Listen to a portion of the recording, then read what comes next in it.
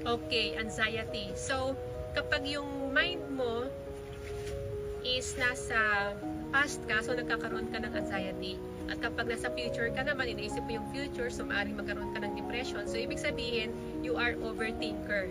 So, yun either na yung mga iniisip mo is nagkakaroon ka ng fear o ng worries.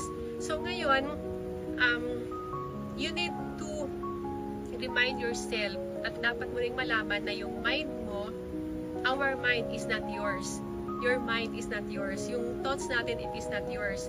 So ganito yung illusion mag-work, ganito yung Meta's illusion mag-work na this is a mind game na lahat ng nasa thoughts mo, it is program. Kumaga, it is also like passing clouds na nasasagap mo rin siya kung ano yung vibration mo at kung ano yung level ng vibration, energy, and frequency mo at that moment. So, yung mga thoughts na ito na which is nagpo-floating sa quantum field, so nasasagap mo yun depende sa level ng iyong frequency. Kaya ganun din yung level ng pag-iisip na nasasagap natin. So, when it comes to the physical body, so itong physical body natin, itong papakita ko itong ang ating drawing. So, itong physical body natin, so maihahalin tulad mo siya sa isang puno. Kaya nga 'di ba yung when it comes to spirituality. So, itong Tree of Life, this is a powerful symbol when it comes to spirituality kasi katulad rin tayo ng isang puno. So, yung puno, 'di ba? Kapag ang puno, it is very grounded. So, yung pinaka-foundation ng puno is yung roots niya. So, the more na malakas yung roots ng puno, so the more na mas malakas yung kapit niya, so kahit na bayuhin siya ng malakas na hangin or ng bagyo, so hindi siya basta-basta natutumba.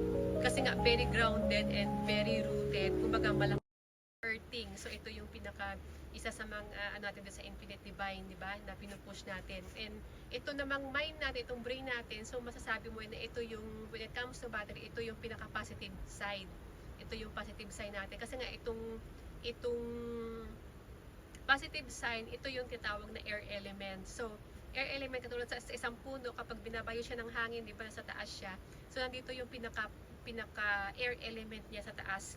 Nasa taas yung air element mo. Kaya ito yung dito sa taas, di ba, dito yung malakas yung hampas ng hangin. And then yung roots mo naman, ito yung pinaka-negative na part ng energy mo. Kumbaga, ikaw yung isang energy, ikaw yung isang alkaline battery, so meron ka positive siya ka-negative. Yung paa mo, ito yung pinaka-negative na which is root, naka-root dito, rooted dito sa earth plane or sa earth surface. So, the more na nagiging malakas yung roots mo dahil nga sa you are doing earthing or earth grounding, so the more na nandun ka sa present moment kasi nga lumalakas yung iyong foundation ng iyong energy.